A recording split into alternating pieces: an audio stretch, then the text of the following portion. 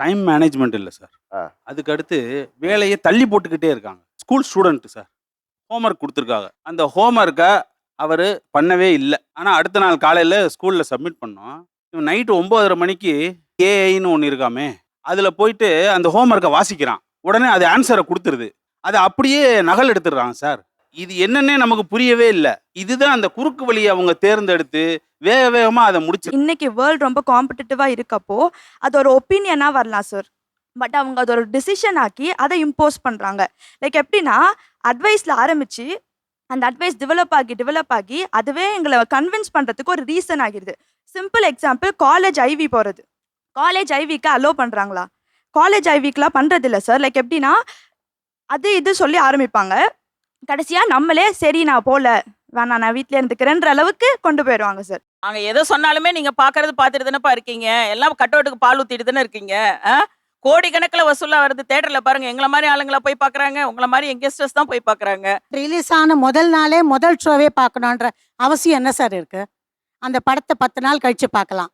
அல்ல 1 மாசம் கழிச்சு டிவிலேயே போட போறாங்க. தலையை பாருங்க, ஏதாவது எண்ணெயே வாங்குற காசு இல்லாத மாதிரி கலர் கலரா அடிச்சுக்கிட்டு இதெல்லாம் பார்த்தீங்கன்னா முகம் சுளிக்கும். இதை தான் நாங்கள் அட்வைஸ் பண்றோம். நாங்க நல்லா ட்ரெஸ் பண்ணிட்டு வாங்க, நான் எதுவுமே சொல்ல வரல. ஸ்கூல்ல இருந்து வீட்டில் ஹேர் கட் கரெக்டாக பண்ணணும் அப்படி சொல்லிட்டு கரெக்டாக ஒரு டிசிப்ளினாக ஹேர் கட் பண்ணி அனுப்பிச்சி விட்டாங்க. அப்புறம் காலேஜில் வந்தோடனே காலேஜுக்கு ஹேர் கட்டுக்கு பயந்தே நம்ம ஒளிஞ்சு போனதெல்லாம் உண்டு.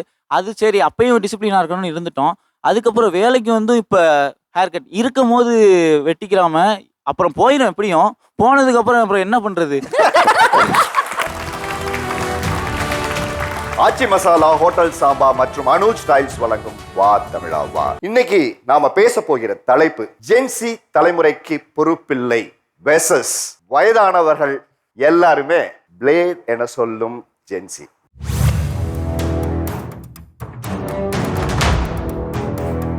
இந்த காலத்து இளைஞர்கள்ட்ட இல்லாத ஒரு முக்கியமான விஷயம்னா நீங்க எதை சொல்லுவீங்க? பொறுமை இல்லை சார், காத்திருப்பு எதுவுமே இல்லை. ஒரே பாட்டுல பெரிய பணக்காரன கோடீஸ்வரன் அவன் காட்டுறாங்க பாருங்க, அந்த மாதிரி ஆகணும்னு நினைக்கிறாங்க. சகிப்புத்தன்மை இல்லை சார் அவங்க கிட்ட, மரியாதை அவங்க கிட்ட இல்லை சார். இவன் ஒன்வேல வரான் சார், வந்துட்டு என்னை பார்த்து பெருசு ஓரமா போ அப்படிங்கிறான் சார். இப்போ காதல்ங்கிறது கூட பார்த்தீங்கன்னா முந்தியெல்லாம் என்ன சொன்னாங்க, ஒரு செடியில் ஒரு தடவை தான் பூக்கும் அப்படிங்கிறாங்க. இப்போ என்ன சொன்னாங்க, மச்சி வேற செடி பார்க்கலான்டா அப்படிங்கிறாங்க. சுயநலம் சார், அவங்கள பத்தி மட்டும் நினைக்கிறாங்க. தன்னை சுற்றி இருக்கக்கூடிய பெற்றோர்களுக்கு இருக்கிற பிரச்சனைகள் அதை பற்றியெல்லாம் அவங்க நினைக்கிறதே இல்லை. டிரைவிங் ரொம்ப ஸ்லோவாக பண்ண மாட்டாங்க சார். ஏதோ ஒரு வண்டி வேணும்னு அடம் பிடிச்சி எப்படி ஒரு பைக்கை வாங்கிடுறாங்க சார். அந்த பைக்கை வாங்கிட்டு அவங்க பண்ணுற அட்ராசிட்டி ரொம்ப கஷ்டமாக இருக்குது. நாங்கள்லாம் மற்றவங்கள டிபெண்ட் பண்ணக்கூடாதுன்னு தான் நம்ம ஒரு வண்டி எடுத்துகிட்டு வெளியே போகலான்னு ஒரு லேடிஸ் நாங்கள் இப்போ தான் கிளம்புறோம். இந்த சுச்சுவேஷனில் அவன் பைக்கை அங்கே தான் ஸ்டார்ட் பண்ணியிருப்பான். ஆனால் அந்த வண்டியோடைய ஸ்பீட், அந்த ஆக்சலரேஷன் நாங்கள் பார்க்கும் போதே நமக்கு இங்கே பயம் ஆயிடுது. வண்டியே வேண்டாம், நம்ம வீட்டுக்கே போய் பேசாமல் ஆட்டோலேயே போகலான்ற மனநிலைமைக்கு எங்களை கொண்டு போயிடுறாங்க சார். டைம் மேனேஜ்மெண்ட் இல்ல சார். அதுக்கு அடுத்து வேலைய தள்ளி போட்டுக்கிட்டே இருக்காங்க. School student sir. ஹோம்வொர்க் குடுத்துருக்காங்க. அந்த ஹோம்வொர்க்க அவரு பண்ணவே இல்ல. ஆனா அடுத்த நாள் காலையில ஸ்கூல்ல சப்மிட் பண்ணோம்.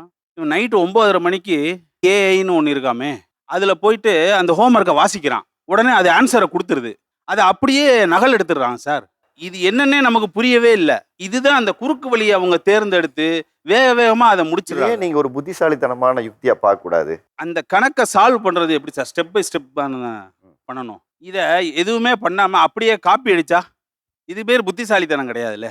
சுயமா சிந்திக்கிற திறன் கண்டிப்பா குறையுது. இதனால என்ன ஆகுது அப்படின்னா, இந்த பருவத்துல உள்ளவங்க உயர் பதவிகளுக்கு வந்ததுக்கு அப்புறம் இதே மாதிரியே அவங்களோட வேலைகளை தள்ளி போட்டு அங்கே முடிக்கணும்னு ஒரு டைம் லிமிட் வருதுல்ல, அப்ப அவங்களோட அதிகார துஷ்பிரயோகம் பண்றாங்க. அதுல போய் லஞ்சத்துக்கு உள்ளாகுது. இது எல்லாம் உருவாகுது சார். அதாவது 5இல் வளையாதது 50இல் வளையாது. நாங்கெல்லாம் அந்த காலத்துல எப்படி இருந்தோம் தெரியுமான்னு பெரியவங்க என்னவெல்லாம் சொல்றாங்க. ட்ரெஸ்ஸிங் சென்ஸை வந்து ரொம்ப கம்பேர் பண்ணுறாங்க சார். நாங்கள் இந்த ட்ரெஸ் போட்டால், இந்த ஹேர் கலர் பண்ணால் உடனே பொறுக்கி இந்த லோ கிளாஸ் பையன் அப்படின்ற மாதிரி தனியாக ஒதுக்கி வச்சுருந்தாங்க. இந்த ட்ரெஸ்ஸு போட்டால் நாங்கள் பொறுக்கி ஆயிடுவோமா சார்? இந்த ஹேர் கலர் பண்ணால் நாங்கள் பொறுக்கி ஆயிடுவோமா சார்? இந்த ட்ரெஸ் போட்டு போனால் தான் 4 பேர் எங்களை பார்ப்பாங்க, லைக் பண்ணுவாங்க. இந்த மாதிரி ஒரு பையன் ட்ரெஸ் போட்டு வந்தான்டா, ஆமாம் அந்த பையன் தான் வந்தான் அப்படின்னு எங்களை ஈஸியாக அடையாளம் பண்ணிடுவாங்க. அதனாலே நாங்கள் இந்த ட்ரெஸ் போட்டு போகிறோம். சார் சொன்னார் வீட்டில் ஹோம்ஒர்க் பண்ண மாட்டேங்கிறேன் அப்படின்னு சொன்னார். ஏஐயில் எடுத்துகிட்டு வந்து கொடுக்குறோம் அப்படின்னு சார் சொல்கிறாரு. நீங்கள் 7 பீரியட் இருக்கு 8 பீரியட் இருக்குது, அந்த 8 பீரியடுக்கும் ஒவ்வொரு சாரும் ஒவ்வொரு சப்ஜெக்ட்டில் ஹோம்ஒர்க் கொடுத்தா நாங்கள் வீட்டில் போயிட்டு விளையாடுவோமா, இல்லை வேலைக்கு போவோமா, இல்லை அந்த 8 சப்ஜெக்ட் ஹோம்ஒர்க்லாம் பண்ணிட்டு இருப்போமா சார்? படிக்கிற வயசுல படிச்சா தானே நீங்க வேலைக்கு போய் குடும்பத்தை காப்பாற்ற முடியும். அதுக்கு நம்ம ஃபேமிலி கொஞ்சம் ரிச்சாக இருந்தால் பரவாயில்ல சார். மிடில் கிளாஸாக இருந்தால் என்ன சார் பண்ணுறது? ஒர்க் போனால் தான் சார் நம்ம வீட்டுக்கும் காசு கொடுக்க முடியும். இந்த வறுமை கோட்ல இருந்து வெளியில வர்றதுக்கு தானே அவங்க ஹோம்ஒர்க் கொடுக்குறாங்க. அந்த ஹோம்ஒர்க்கே நீங்க வந்து ஒரு சுமையா பாக்குறது எப்படி எனக்கு புரியலையா? அது அந்த ட்ரெஸ் ஒரு நிமிஷம் பாருங்களேன், கிழிச்சு கிழிச்சு போட்டுட்டு வந்திருக்காங்க. எந்திரிச்சு நின்னுங்க, அப்படி வாங்க. தலைய பாருங்க, ஏதாவது எண்ணெயே வாங்குற காசு இல்லாத மாதிரி கலர் கலரா அடிச்சுக்கிட்டு இதெல்லாம் பார்த்தீங்கன்னா முகம் சுளிக்கும். இதை தான் நாங்கள் அட்வைஸ் பண்றோம். நாங்க நல்லா ட்ரெஸ் பண்ணிட்டு வாங்க, நான் எதுவுமே சொல்ல வரல. ஸ்கூல்ல இருந்து வீட்டில் ஹேர் கட் கரெக்டாக பண்ணணும் அப்படி சொல்லிட்டு கரெக்டாக ஒரு டிசிப்ளினாக ஹேர் கட் பண்ணி அனுப்பிச்சி விட்டாங்க. அப்புறம் காலேஜில் வந்தோடனே காலேஜுக்கு ஹேர் கட்டுக்கு பயந்தே நம்ம ஒளிஞ்சு போனதெல்லாம் உண்டு. அது சரி, அப்பயும் டிசிப்ளினாக இருக்கணும்னு இருந்துட்டோம். அதுக்கப்புறம் வேலைக்கு வந்து இப்போ ஹேர் கட் இருக்கும் போது வெட்டிக்கிறாம அப்புறம் போயிடும். எப்படியும் போனதுக்கப்புறம் அப்புறம் என்ன பண்ணுறது? சொல்லுங்க, எந்த விஷயம் எல்லாம் உங்கள்ட்ட திரும்ப திரும்ப சொல்லி அவங்க போர் அடிக்கிறாங்க? இப்போ ஒரு ஃபங்க்ஷனுக்கு போறோம் அப்படின்னா, இங்க வாப்பா, வந்து இங்க உட்காருப்பா அப்படின்னு சொல்லிட்டு, என்னப்பா பண்ற, அடுத்து என்னப்பா பண்ண போற, இந்த மாதிரி தான் பேசுறாங்க. அதுக்காண்டி பார்த்தா பயமா இருக்கு. இவங்கிட்ட போமா, போய் ஒரு வணக்கம் சொல்லுவோமா இல்ல வேண்டாமா அப்படிதான் தோணும். பயமா இருக்கு. ஒரு ஃபங்க்ஷனுக்கு போகவே முடியல. எங்க வீட்டுல வாப்பா போலாம் அப்படின்னா நான் வரல அப்படிங்கிற மாதிரி தான் இருக்கு. சரி, அப்படி என்னதான் உன்னை கூப்பிட்டு வச்சு பேசுறாங்க சொல்ல? ஒரு பையனுக்கு இதான் பிடிக்கும்னா அதுதான் ட்ரை பண்ண முடியும். அவனுக்கு என்ன பிடிக்குதோ அதை அவன் ட்ரை பண்ணுங்கிறதுக்காண்டி ஒரு சர்டன் டைம் எடுத்துக்குவான். இவங்களுக்கு அது புரியாது. காலேஜ் முடிச்சிட்டியா, முடிச்சோடனே நீ ஒரு ஆஃபர் லெட்டர் வாங்கிட்டு உள்ள போயிடணும். அந்த ஒரு இது அது ஒரு ப்ரெஷராகவே இருக்கு. லைக் அது அந்த ஒரு அட்வைஸ் வந்து ஏற்றுக்க முடியல. நான் ஒரு கெமிக்கல் இன்ஜினியர். இப்போ ரீசெண்டாக தான் பாஸ் அவுட் ஆனேன். நான் என்னோட ஜாப் சர்ச் பண்ணிட்டு தான் இருக்கேன். பட் எனக்கு என்னோட பாத் வந்து நான் ஒரு இன்ஜினியர் ஒரு ஃபீல்டில் இருக்கணும்னு. இதே நான் ரிலேட்டிவ் ஃபங்க்ஷன் போகும்போது அவங்க சொல்லுவாங்கன்னா, நீ ஒரு இன்ஜினியரிங் முடிச்சிருக்க, அவங்க கெமிக்கல் பயோடெக் இதெல்லாம் இல்லை, யூ ஆர் அன் இன்ஜினியர், அவ்வளோதான். ஐடி ட்ரை பண்ணு, சிவில் போ, ஏதாச்சும் பண்ணு, கோர்ஸ் கவர்மெண்ட் எக்ஸாம் எழுது. அது எப்படின்னா அவங்களுக்கு ஒரு நாலேஜ் இருக்குது, ஆனால் அது டெவலப் ஆனதே தெரியாமல் அவங்க டைமில் என்ன நாலேஜ் இருக்கோ அதுலேயே நீ டெவலப் பண்ணிக்கோன்ற மாதிரி சொல்லுவாங்க. அவங்களுக்கு தெரிஞ்சதை மட்டுமே உங்களுக்கு சொல்லி அதை மட்டுமே செய்ய சொல்கிறாங்க. இன்னைக்கு வேர்ல்டு ரொம்ப காம்படிட்டிவாக இருக்கப்போ அது ஒரு ஒப்பீனியனாக வரலாம் சார். பட் அவங்க அது ஒரு டிசிஷன் ஆக்கி அதை இம்போஸ் பண்ணுறாங்க. லைக் எப்படின்னா அட்வைஸில் ஆரம்பித்து அந்த அட்வைஸ் டெவலப் ஆகி அதுவே எங்களை கன்வின்ஸ் பண்ணுறதுக்கு ஒரு ரீசன் ஆகிடுது. சிம்பிள் எக்ஸாம்பிள், காலேஜ் ஐவி போகிறது. காலேஜ் ஐவிக்கு அலோவ் பண்ணுறாங்களா?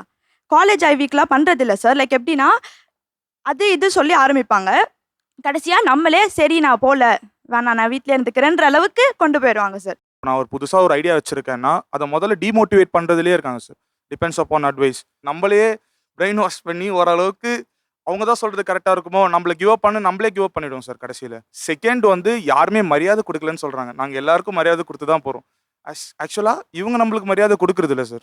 மெனி ஆஃப் தி சிச்சுவேஷன்ஸ் சின்ன பசங்களுக்கு என்ன தெரியும்னு சொல்லிடுறாங்க. அதே மாதிரி அந்த காலத்தில் நாங்கள் இருக்க முதல்ல இந்த மாதிரி பண்ணோம் அந்த மாதிரி பண்ணோம், நீங்கள் என்ன இந்த மாதிரி பண்ணிட்டுருக்கீங்க, அந்த காலம் வேறு இந்த காலம் வேறு, திருப்பியும் அதே எடுத்துறது இங்கே வைக்கிறீங்களே நான் யோசிப்பேன் சார் நிறைய தடவை.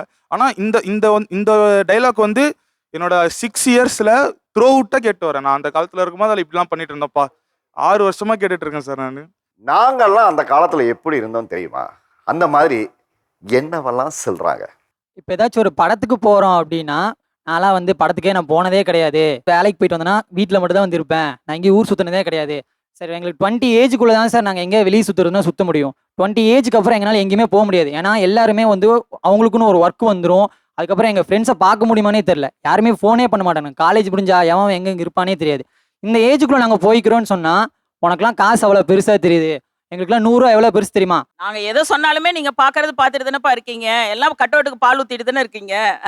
கோடி கணக்கில் வசூலா வருது. தேட்டர்ல பாருங்க, எங்களை மாதிரி ஆளுங்களா போய் பாக்குறாங்க, உங்களை மாதிரி யங்ஸ்டர்ஸ் தான் போய் பாக்குறாங்க.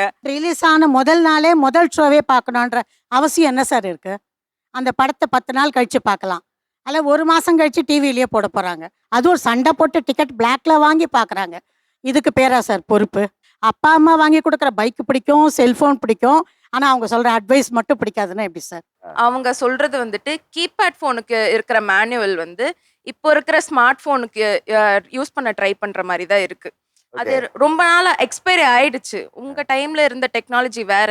கம்பேரிசனே கொஞ்சம் அழகா தான் இருக்கு. ஆமா சார், நான் படிக்க ஆசைப்பட்டது விஷுவல் கம்யூனிகேஷன். ஆனா என்ன வந்துட்டு மண்டே கழுவி சைக்காலஜி எடுக்க வச்சுட்டாங்க. என்னோட எங்க அம்மா பயங்கரமா சைக்காலஜி வந்து like she will implement on me.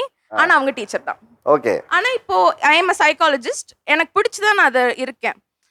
என்னதான் நான் எனக்கு பிடிச்சி இருந்தாலுமே ஒரு சினிமாவோ இல்லை ஏதோ ஒரு விஷயம் நான் பார்க்கும் போதோ எனக்குள்ள அந்த ஒரு ஆசை வரும்.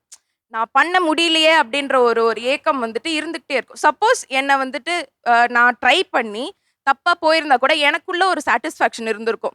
நான் ட்ரை பண்ணேன், எனக்கு அது வரல அப்படின்ட்டு. ஆனா நான் முடிவு பண்ணேன், நான் முடிவு அதனால அது பண்ணேன். என்னவோ நான் பார்க்கறேன். அந்த சாய்ஸ் ஆஃப் டெசிஷன் வந்து எங்களை எடுக்க விடுறதே இல்ல. நாங்கெல்லாம் வளரும் போது எங்க அப்பா அம்மாவை பார்த்து நாங்க இப்படி எப்படி இருக்கணும் அப்படின்னு நாங்களா கத்துக்கிட்டோம். ஆனா இப்ப உங்களுக்கு வந்து ஒரு நல்லது வந்து சொன்னா கூட அது உங்களுக்கு புரிஞ்சுக்கிறதுக்கு வந்து உங்களுக்கு அந்த சக்தி இருக்க மாட்டேங்குது. 22 வயசுல கல்யாணம் பண்ணணும்னு சொன்னா நம்ம பேரண்ட்ஸ் சொல்றாங்க நம்ம கல்யாணம் பண்ணிக்கலாம் அப்படின்னு சொல்லி பண்ணிப்பாங்க. ஆனா இப்பெல்லாம் பசங்கள் பாத்தீங்கன்னா கல்யாணம் பண்ணிக்கணும்னாவே எங்களுக்கு அவங்க ஒத்து வரலன்னா நாங்க டிவோர்ஸ் பண்ணிடலாமா அப்படின்ற ஒரு மனநிலைமையில தான் சார் அவங்க எடுத்து கால் வைக்கிறது அந்த திருமண வாழ்க்கையில. நீங்க ஏன் அப்படி பாக்குறீங்க? அன்னைக்கு இதெல்லாம் பெற்றோர்களிடம் சொல்லுகிற ஒரு மிகப்பெரிய தயக்கம் இருந்தது, மிகப்பெரிய ஒரு பயம் இருந்தது, அப்புறம் அந்த சமூகத்தை பார்த்து நம்ம என்ன சொல்லுங்கிற ஒரு அச்சம் இருந்தது. இதெல்லாமே ஒரு காரணம் இல்ல. இன்னைக்கு அதுல இருந்து அவங்க எல்லாம் வெளியில வந்திருக்காங்க, நீங்க ஏன் பார்க்க கூடாதுன்னு கேட்க இல்ல சார், இப்ப டிவோர்ஸ் அதுக்கு தகுந்த மாதிரி அதிகமா இருக்குல்ல சார். இப்ப யாரும் புரிஞ்சுக்கிட்டு நான் என்ன கேட்கிறேன், அன்னைக்கு பிடிக்காமலும் அந்த திருமணத்தில் வாழ்ந்தாக வேண்டிய கட்டாயம் எவ்வளவு பேருக்கு இருந்தது? அந்த காலத்தில் வந்து எங்கள் வயசில் இருக்கும்போது அவங்களால பண்ண முடியாத அந்த ஒரு ஃபஸ்ட்ரேஷன் நினைக்கிறேன். ஐ திங்க் அதனால தான் அவங்க வந்து இப்படி ரியாக்ட் பண்ணேன். முன்னாடிலாம் நாங்களாம் தேட்டருக்கு போனோம் அப்படின்னா அங்கே போகும்போதே ஒரு பண்பாடு சொல்லி கொடுக்கக்கூடிய ஒரு விஷயத்தை நாங்கள் பார்த்தோம். ஆனால் இப்போ எங்கள் பிள்ளைங்கள்லாம் தேட்டருக்கு கூட்டிகிட்டு போகிறதுக்கு எங்களுக்கு மனசு பிடிக்கல. காரணம் என்னென்னா அங்கே வரவங்க எல்லாருமே பேராக தான் சார் வருவாங்க. என்னோட 2 பிள்ளைங்களையும் கூட்டிகிட்டு போனது ஏன்னு எனக்கு ஆயிடுச்சு.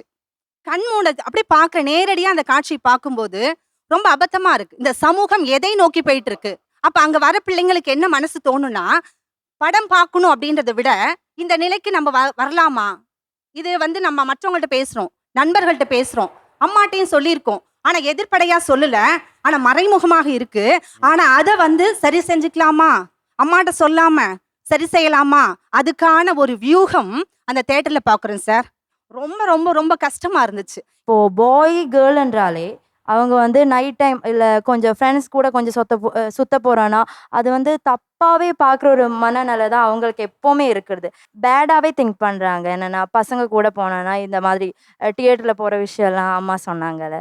ஸோ நல்ல ஃப்ரெண்ட்ஸாக பார்க்குற பசங்களும் இருக்கிறாங்க, நல்ல ஃப்ரெண்ட்ஷிப் மட்டும் மெயின்டைன் பண்ணுறவங்களும் இந்த காலத்தில் இருக்கிறாங்க. அது 100 கோடிக்கு மேலே இந்தியாவில் மக்கள் இருந்தாலும் என் வீட்டுக்கு நீ தான் கண்ணு பொண்ணு தேனு. உங்களுக்கு நாங்கள் கொடுக்க வேண்டியதை நான் அக்கறையோடு கூட கொடுக்குறேன். என்னன்னாக்கா வழி மாறி போடக்கூடாது, தவிரக்கூடாதுங்கிறதுக்காக தான் நாங்கள் என்ன பண்ணுறோம்னாக்கா பயத்தோடு கூட நாங்கள் அக்கறை சொல்கிற மொழியே கண்டிஷன் கிடையாது. இதெல்லாம் இந்த மாடர்ன் வேர்ல்டில் அப்டேட்டாக இல்லைன்னா நம்மளால் வாழவே முடியாது. எல்லாருமே அப்டேட்டாக தான் இருக்கணும். ஆனால் எதுலையெல்லாம் அப்டேட்டாக இருக்காங்க? கம்ப்யூட்டர் சம்மந்தமாக நல்லா அப்டேட்டாக இருக்காங்க, ஏஐ சம்மந்தமாக வெளுத்து வாங்குறாங்க, ரொபோட்டிக்ஸ் சம்மந்தமாக பட்டையை கலப்புறாங்க, ரீல்ஸில் பயங்கரமாக அப்டேட்டாக இருக்காங்க. 1 லட்ச ரூபா பைக் வாங்குறதே அவன் ரீல்ஸ் எடுக்கிறதுக்கு தான் முதல்ல வாங்குறான். அதில் எப்படி எடுக்கிறான்? ஒரு கையில் ஓட்டிட்டு போகிறான், அப்புறம் தன்னோட கேர்ள் ஃப்ரெண்டை முன்னாடி உட்கார வச்சிருக்கான், ஆப்போசிட்டில் உட்கார வச்சுட்டு ஒரு கையில் வண்டி எடுத்து ரீல்ஸ் எடுக்கிறாங்க. அடுத்து வாட்டர் ஃபால்ஸ் உச்சியிலேருந்து எடுக்கிறாங்க, மலை உச்சியிலேருந்து எடுக்கிறாங்க. இந்த ரீல்ஸ்னே ரியல் லைஃப்பை நம்ம இழந்துட்டு வரோம். இத்தனை உயிர்கள் போயிருக்குன்னு நம்ம பார்க்கணும். இந்த ரீல்ஸ் பார்க்க ஆரம்பிச்சுனாங்க சார், இப்படி தள்ளிட்டே இருக்காங்க இல்லைங்களா? அரை மணி நேரமா, 1 மணி நேரமா, 2 மணி நேரமா தெரியாம தள்ளிட்டே இருக்காங்க. எவ்வளோ வீடியோ பார்த்தோன்னு அவங்களுக்கே தெரியுது, என்ன பார்த்தோன்னு கடைசியில் ஒண்ணுமே தெரியாது. நாங்க இப்போ ரீல்ஸ்ல இருக்கோம்னா இவங்க சீரியல்ல டிவி சீரியல் இல்லையா சார்? எத்தனை மணிக்கணக்கா வந்து டிவி சீரியல் இருந்து பார்த்துட்டு இருக்காங்க. இந்த மென்டாலிட்டி தான் சார். எது எடுத்தாலுமே நெகட்டிவா பாக்குறாங்க. அதே அந்த ரீல்ஸை போட்டு எத்தனை பேருக்கு நல்ல ஆப்பர்ச்சுனிட்டி கிடைச்சிருக்கு. இப்போ கிரியேட்டர் எக்கனாமின்னு சொல்லிட்டு பல ஆயிரம் கோடி வந்து மார்க்கெட் வந்து டெவலப் ஆயிருக்கு. எத்தனை பேர் டெவலப் ஆயிருக்காங்க? அந்த கிரியேட்டர் இதுதான் விஷயம். இதுதான் அந்த அப்டேட் இல்லை. ஒருத்த வந்து ஒரு வருஷம் ஃபுல்லா சம்பாதிக்கிறத இப்போ இன்ஃப்ளூயன்சர் ரீல் போட்டு ஒரு வீடியோக்கு 50,000 to 60,000 சம்பாதிக்கிறாங்க. மாசம் 10 ரீல் போட்டா அது 5 லட்சம். ஒரு எம்ப்ளாயோட ஒரு வருஷம் எல்பி வந்து அதில் கவர் ஆகுது. அந்த பாசிட்டிவை பார்க்க மாட்டாங்க. என்ன வந்து அவங்க ரீல்ஸ்ன்னு சொல்றாங்க. அது மூலியமா நான் வந்து இந்த செயின் வாங்கினேன். நான் வந்து ஒரு இன்ஃப்ளூயன்சரா இருக்கேன். இந்த செயின் வாங்கினேன், இந்த ஃபோன் வாங்கினேன், எல்லாமே வந்து என்ன ரெவென்யூ கிடைக்குது ஒரு மாசத்துல? ஒரு மாசத்துக்கு ஒரு ஐடி எம்ப்ளாயி எவ்வளோ எதிர்பார்க்குறாங்களோ அந்த இது எனக்கு கிடைக்கும். அதை வந்து நான் இப்போ ஃப்ரீலான்சிங்காக பண்ணுறேன். என்னோட கரியர் இதுன்னு எனக்கு தெரியாது. ஸோ அதனால இது எனக்கு ஸ்ட்ராங்காக ஆகிற வரைக்கும் நான் எனக்கு இன்னொரு வேலை பார்ட் பாசிவ் இன்கம் இது உங்களுக்கு கொடுக்குது. பாசிவ் இன்கம் இது கொடுக்குது. என்னோட மெயின் இன்கம்க்கு ஈக்குவலாகவே இது பாசிவ் இன்கம் கொடுக்குது. ஒரு ஃபோன் நிறைய பேருக்கு வேலை வாங்கி கொடுக்கும்போது அதை ஏன் நீங்கள் அப்படி பார்க்காம அதுல இருந்து குறைய பார்க்குறீங்கன்னு கேட்குறாங்க. எனக்கு எல்லா தகுதியும் இருக்கிறது உங்களுக்கு அறிவுரை சொல்வதற்கு. உங்கள் வயசை கடந்து நாங்கள் வந்திருக்கேங்கிற உண்மையை நீங்கள் ஒத்துக்கணும். எங்கள் தலைமுறையினுடைய விதை நெல் பழுதாக போச்சுன்னா அதை மறுபடியும் அடுத்த நிலத்தில் கொண்டு விதைக்க முடியாது. ஒரு வாழை சின்னதுலேயே அழுகி போச்சுன்னா அது வாழையடி வாழையாக கொண்டு போய் பாரம்பரியத்தை கொண்டு முடியும். எல்லா உதாரணம் இந்த பாடத்தில் ஸ்கூலில் சொல்கிற மாதிரியே சொல்கிறீங்க. எனக்கே நான் பழைய காலத்துக்கு ஸ்கூலுக்கு போன ஒரு ஃபீல் இருக்குது. விதை நெல்லை வந்து நம்ம பட்டா அடுத்து விதைக்க முடியாது. இதெல்லாம் கரெக்டு. பாயிண்ட்டுக்கு வாங்கன்னு சொல்கிறேன் சார். இது வந்து அவன் வந்து நம்ம சொல்கிறதே அவங்க புரிஞ்சிக்கிறது இல்லை. ஏன்னா எங்களை பொறுத்த வரைக்கும் அவங்க வந்து உறவு, உயிர், உலகம் எல்லாமே அவங்க தான். டூ வீலர் எடுத்துகிட்டு ஓட்டுறீங்க, வேகமாக ஓட்டுறீங்க. அது வந்து வேகமாக ஓட்டுறது நான் இல்லை, நீங்கள் இல்லை, சின்ன குழந்தை கூட முறுக்குனா வேகமாக போகும். ஆனால் அந்த நிதானம் இல்லாமல் ஓட்டுறாங்க. இப்போவே இந்த ஷோவில் என்ன தெரியுது அப்படின்னா, நான் உங்ககிட்ட ஒரு கேள்வி கேட்குறேன், ஆனால் நீங்கள் உங்கள் அனுபவத்தில் என்ன யோசிச்சு வச்சுருக்கீங்களோ அதுக்கு தான் பதில் சொல்லிட்டே இருக்கீங்க. 100 ரூபா எனக்கு எவ்வளோ பெருசு தெரியுமா, அந்த காலத்தில் நான் எப்படி தெரியுமா, இப்படி சொல்கிறீங்க சார். இன்னைக்கு என்ன சூழலோ எனக்கு புரியுற மாதிரி சொல்லுங்க. முத்துக்கு முத்தாக, சொத்துக்கு சொத்தாக, அண்ணன் தம்பி பிறந்து வந்தோம் கண்ணுக்கு கண்ணாக, அன்பாலே இணைந்து வந்தோம் ஒண்ணுக்குள் ஒண்ணாக, தாயாரும் படித்ததில்லை, தந்தை முகம் பார்த்ததில்லை, தாலாட்டு கேட்டதன்றி ஓர் பாட்டும் அறிந்ததில்லை, நிகழ்ச்சி அறிந்ததில்லை. இந்த தலைப்புக்கு இந்த பாட்டுக்கு என்ன சார் சம்பந்தம்? நான் ஒரு பாட்டு பாடுறேன், நீ அதுல இருந்து ஒரு விளக்கத்தை தேடிக்க அப்படின்னு சொன்னா, சார் நம்ம 2024 இருக்கோம், மேட்ரை டக்குன்னு சொல்லுங்க, டக்குன்னு உள் வாங்கிக்கிறேன், பதில சொல்றேன், கிளம்பி அடுத்த வேலைக்கு போயிட்டே இருக்கேன்னு சொல்றாங்க. 1991 தான் வந்து புதிய பொருளாதார கொள்கை இந்தியாவுக்குள்ள வருது. அப்போ வந்த பொழுது பார்த்தீங்கன்னா தாராள மையம், தனியார் மையம், உலக மையம் வருது. அது வந்த பிறகு அப்போ என்ன சொன்னாங்கன்னா, எக்ஸ்பர்ட்ஸ் என்ன சொன்னாங்க, மெக்சிகோவில் மாதிரி இங்கேயும் வந்து கல்ச்சரலாகவும் நிறைய சேஞ்சஸ் வரும்னு சொன்னாங்க. அப்போ யாருக்குமே அதை பற்றி புரியல, ரொம்ப ப்ரீமெச்சூர்டான ஒரு விஷயமா இருந்தது. ஒரு கமல்ஹாசன் படம் மாதிரி 20 வருஷம் கழிச்சு வர சுனாமி முன்னாடி சொன்னீங்கன்னா மக்களுக்கு புரியாதுங்கிற மாதிரி இருந்துச்சு அன்னைக்கு. இப்போ பார்த்தீங்கன்னா அதோட விளைவுகளை பார்க்குறோம். 91க்கு அப்புறம் பிறந்த குழந்தைங்க எல்லாருமே பார்த்தீங்கன்னா கன்சியூமரிசத்துக்கு பயங்கரமாக அடிக்ட் ஆயிருப்பாங்க. கன்சியூமரிசம் நுகர்வியல் கலாச்சாரத்துக்கு அடிமையாக இருப்பாங்க. மெட்டீரியலிஸ்டிக்காக சிந்திக்க தொடங்கி இருப்பாங்க. எப்போ நீங்கள் மெட்டீரியலிஸ்டிக்காக சிந்திக்க தொடங்குறீங்களோ அப்போ அறநெறிகள் அடிவாங்கும். அப்போ அறநெறிகளை பற்றி யார் பேசுகிறாங்களோ அவங்க பூமர் ஆகிடுவாங்க. ஓகே, டெக்னாலஜியை நீங்கள் பயன்படுத்துறீங்க, அதனால ஒரு தொழிலை உருவாக்கிட்டீங்க, அதெல்லாம் சந்தோஷம். ஒரு பைக் வாங்குறீங்க, ஏன் நீங்கள் ரூல்ஸை ஃபாலோ பண்ணுறதில்ல? அந்த ஆபத்து உங்களுக்கானது மட்டும் இல்லை, ரோட்டில் நடந்து போகிற எங்களுக்கும் ஆனது இல்லை. இந்த இர்ரெஸ்பான்சிபிலிட்டி ஏன்? ஒரு அட்டென்ஷன் சீக்கிங்காக தான் இதை செய்கிறீங்க அப்படின்னு ஒரு குற்றச்சாட்டு வைக்கிறாங்களே, இதுக்கு உங்ககிட்ட என்ன பதில் இருக்கு? இப்போ வந்து டெத் வீட்ல வந்துட்டு குக் பண்ணக்கூடாதுன்னு அந்த காலத்துல இருந்தாங்க. ஏன்னா எல்லாம் ஒண்ணா இருந்தாங்க, பிரதர்ஸ் பங்காளி எல்லாம் ஒண்ணா இருந்தாங்க. இப்போ வந்து அப்படி கிடையாது. அவங்க எங்கேயோ ஏதோ ஒரு ஊர்ல இருப்பாங்க. நான் சேலம்ல இருக்கேன், அவங்க ஈரோட்ல எங்கேயோ இருப்பாங்க. அங்க டெத் ஆயிருக்கும், ஏன் வீட்டுல சமைக்க கூடாதுன்னு சொல்லுவாங்க. அது ஏன் சமைக்க கூடாதுன்னு கேட்டா அதுக்கு ரீசன் இருக்கா. ஸோ இந்த மாதிரி இல்லாஜிக்கல் அட்வைசஸ் இருக்கு. அந்த காலத்துல எல்லாம் ஒண்ணா ஒரே வீட்டுல இருந்தாங்க. ஸோ அந்த ஜெர்ம்ஸ், அந்த பாடியில இருந்து ஜெர்ம்ஸ் வரக்கூடாதுன்னு குக் பண்ணியிருக்க மாட்டாங்க. இப்போ அவர் எங்கேயோ இருக்கிறாரு, எங்கேயோ இறந்து போயிருக்காரு, நம்ம ரிலேட்டிவ் தான், நம்ம இங்க ஏன் குக் பண்ணக்கூடாதுன்னு கேட்டா அதை அக்செப்ட் பண்ணிக்கலாம். யாரும் சொல்றது இல்ல சார். நான் வந்து லவ்னு வரும்போது நான் எங்கள் வீட்டில் போயிட்டு பெர்மிஷன் கேட்குறேன். எங்கள் அம்மா என்ன பண்ணாங்க, என்கிட்ட எதுவுமே சொல்லலை. ஃபஸ்ட்டு கொஸ்டின் கேட்குறாங்க, அவன் என்ன கேஸ்ட்டு ஃபஸ்ட்டு வைக்கிறாங்க. எதுக்கு கேட்குறாங்க? எதுக்கு தேவையில்லாமல் அவங்களோட கேஸ்ட் என்னன்னு கேட்குறீங்க? எனக்கு அது ஒரு விஷயம் சார். இந்த வந்து அந்த காலத்துலலாம் வந்துட்டு பெண்களுக்கு வந்து மாதவிடாய் அப்படின்னு வந்தால் 3 நாள் 5 நாள் வந்துட்டு வெளியே தனியாக தான் வந்துட்டு தனியாக சாப்பாடு, தனியாக துணி எல்லாமே கொடுக்குறாங்க. இன்னும் வந்துட்டு நிறைய வில்லேஜில் வந்துட்டு பெண்களுக்கு இதே மாதிரி வந்து இருக்குது. இந்த அட்வைஸை கொடுத்துட்டே இருக்கிறாங்க. நாங்களாம் அந்த காலத்தில் வீட்டுக்குள்ளேயே நாங்கள் வந்தது கிடையாது, தனியாக இருந்தோம், தனியாக தட்டு கொடுத்தாங்க, தனியாக சொம்பு சாப்பாடுலாம் கொடுத்தாங்க. நீங்கள் இன்னைக்கு காலம் மாறிட்டுன்னு சொல்லிட்டு வீட்டுக்குள்ளேயே வந்துட்டு இருக்கிறீங்க அப்படின்னு சொல்லிட்டு அந்த கிரிஞ்சியாக அவங்க வந்து அந்த அட்வைஸ் பண்ணுறாங்க சார். அன்னைக்கு ஹெல்த் இஷ்யூ வரும் அப்படிங்கிறதுனால தனியாக வச்சுருந்தாங்க, ஓகே. ஆனால் அதை இன்னுமே நிறைய வில்லேஜில் நிறைய பேரண்ட்ஸ் வந்து ஏத்துக்கிறதே இல்லை. இதனால நிறைய பிள்ளைங்களுக்கு அது வந்துட்டு ஒரு பாதிப்பா தான் சார் இன்னைக்கும் இருக்கு அப்படின்னு நான் சொல்றேன். அண்ட் எனக்கு தெரிஞ்ச எல்லா பொண்ணுங்க வீட்லயும் பண்றது என்னன்னா, ஆம்பளை பசங்க இருந்தா அந்த இடத்துக்கு நீ போகக்கூடாது. ஆம்பளை பசங்க ஃப்ரெண்ட்ஷிப் எதுக்கு வச்சிருக்க, அந்த ஆம்பளை பசங்க கிட்ட எதுக்கு பேசுற? நான் வந்துட்டு ப்ரௌடா சொல்லுவேன் சார். நான் வந்து கேர்ள் இன் அ பாய்ஸ் கேங்னு சொல்லுவாங்கல்ல, எனக்கு வந்துட்டு அவ்வளோ சேஃபாக ஃபீல் ஆகும், அவ்வளோ ப்ரொடெக்டடாக ஃபீல் ஆகும். எனக்கு வந்து அதில் எனக்கு பொண்ணுங்களோட இருக்கிறதோட அவங்களோட இருக்கிறது அவ்வளோ சேஃபாக ப்ரொடெக்டிவாக அண்ட் அவ்வளோ கம்ஃபர்டபுளாக ஃபீல் ஆகும். சார் பசங்க ஃப்ரெண்ட்ஷிப் வேணான்னு சொல்கிறாங்க. நம்ம வீட்டில் இருந்து பசங்களுக்கு ஃபோன் பண்ணால் கூட எதுக்கு அவன்கிட்ட பேசுகிறேன், நீ எதுக்கு அவங்க கூட வெளில போகிற, எதுக்கு இது பண்ணுற, ஏதாச்சும் ஒன்று பண்ணிட்டு உன்னை மாட்டி விட்டுறேன்னு சொல்கிறாங்க. நாங்கள் நல்ல ஃப்ரெண்ட்ஸ் இருந்தால் கூட அவங்ககிட்ட சரியாக பேச முடியாமல் போயிடுது. உடனே நான் இவங்களுக்கே இப்போ உங்களுக்கு மண்டைய கலவுனான்னு சொல்கிறதே புரிய மாட்டேங்குது. இப்போ நான் மச்சாங்கிட்ட யாராச்சும் ஃப்ரெண்ட்ஸுங்கிட்ட பேசுனா, மட்லச்சா எட்டில் நான் பட்லன்றா, இட்ல எங்கள் எட்டில் இருக்கியாடா, வட்டலறா, நட்டில் எங்கள் வட்டில் தரேன்டா அப்படின்ட்டு நாங்களாம் ஒரு நாலேஜ் ஒரு ஸ்லாங் கிரியேட் பண்ணி நாங்கள் பேசிட்டு இருக்கோம் சார். இப்போ நான் எட்டில் இருந்து பெட்லசுறேன், இட்ல இருந்து உட்லங்களுக்கே புட்லறியாது, இட்ல புரிஞ்சு சார்.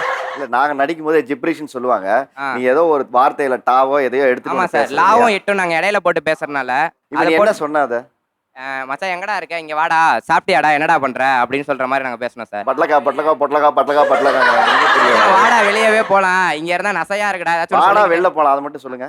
மட்டர்லாம் மச்சான் வெட்டலையே பொட்டலர்லாம் சார் வீட்டில் உங்களுக்கு புரியாது சார். ஏன்னு வச்சுக்கோங்களேன் இது வீட்லயே அவங்களுக்கு புரியக்கூடாதுன்னு தான் நாங்கள் பசங்க கிட்ட பேசும்போது மட்டும் இந்த மாதிரி பாஷையில் இதுக்கு எவ்வளவு நாள் பண்ணி ட்ரைனிங் பண்ணுறீங்க? நாங்கள் இது பசங்க கூட பேச பழக்கமாயிரும். இப்போ நான் உங்களுக்கு யாருக்குமே அவ்வளோக்கா புரியாது, ஆனால் அங்கே உட்காந்துருக்க என் 2 ஃப்ரெண்ட்ஸுக்கு புரியும். ஏன்னா பசங்களுக்கு மட்டும்தான் புரியும் இது. இப்போ போலீஸ் கூட நின்றுட்டு இருக்காங்கன்னு வச்சுக்கோங்க சார். இப்போ நம்ம தமிழில் பேசினா கண்டுபிடிச்சிருவாங்க. டே மட்டல சார் அட்லாங்க பாடுறா பொட்டல இட்ல இருக்காங்க அட்லாங்கலாம் பொட்டலா பொட்டல பொட்டலிட்டு விட்டுல வருவாங்கடா அப்படின்னு சொல்லுவாங்க. பசங்க நீ போலீஸ் நிற்கிறாங்கடா அங்கெல்லாம் போவாரா ஃபைன் போட்டு விட்டுருவாங்கடா அப்படின்னு நாங்கள் பாஷையிலே பேசிப்போம். ஏன்னா போலீஸ்க்கு கூட புரியாது. போலீஸ் ஏதாவது வந்தாங்கன்னா நாங்கள் இதை வந்து பயன்படுத்திக்குவோம். அப்போ நாம தவறு செய்கிறோம் அப்படின்றது தெரியுது, நம்ம சுற்றி இருக்கிறவங்களும் தவறு செய்கிறாங்கன்னு தெரியுது. அதை எப்படி பயன்படுத்திக்கிறோம்? அந்த மொழி என்பது மற்றவங்களுக்கு பழக்க வழக்கங்களில் வளர்ச்சியை தரணும், ஒழுக்கத்தில் வளர்ச்சியை தரணும், அறத்தில் வளர்ச்சியை தரணும். இது ஒழுக்கமின்மைக்கான வளர்ச்சி அப்படின்னா இது ரொம்ப தவறானது. நீங்க வந்து மொழியை சிதைக்கிறீங்கிறத தாண்டி இன்னொன்று சொல்றாங்க, நீங்க வந்து திருட்டுத்தனம் பண்றதுக்காகவே இந்த ஒரு லாங்குவேஜை கிரியேட் பண்றீங்க அப்படின்னு வந்து குற்றச்சாட்டு வைக்கிறாங்க. ஆயினடியன்ஸ்க்கு பெயினடிக்காத வாய்நதியாரும் ஸ்டூடெண்ட்ஸுக்கு பெயினடிக்காத மாயினனும் உயினர்பட்டதா சைனரித்திரமே ஏனல்ல. நாங்கள் வந்து அவங்க சொல்கிறாங்க இதுக்கு என்ன தெரியுமா சார் அர்த்தம்? ஆடியன்ஸுக்கு பிடிக்காத நடிகரும் ஸ்டூடெண்ட்ஸ்க்கு பிடிக்காத வாத்தியாரும் உருப்பிட்டதா சரித்திரமே இல்லை. இவங்க வந்து ரகசியமாக சில வேலைகளை செய்ய இதை பேசுகிறாங்க. ஆனால் இவங்க சொல்கிறாங்க நாங்கள் அப்டேட்டடாக இல்லை அப்படின்னு சொல்லிட்டு. நாங்கள் அப்டேட்டடாக தான் இருக்கோம். இப்போ நான் 2 லாங்குவேஜ் நான் இப்போ உங்ககிட்ட பேசுகிறேன் பாருங்க. அந்த பையனை எயினன்னு சொன்னான்னு எயினனுக்கு பொய் நெறியுது, நைனெல்லாம் தெய் நெறியுது.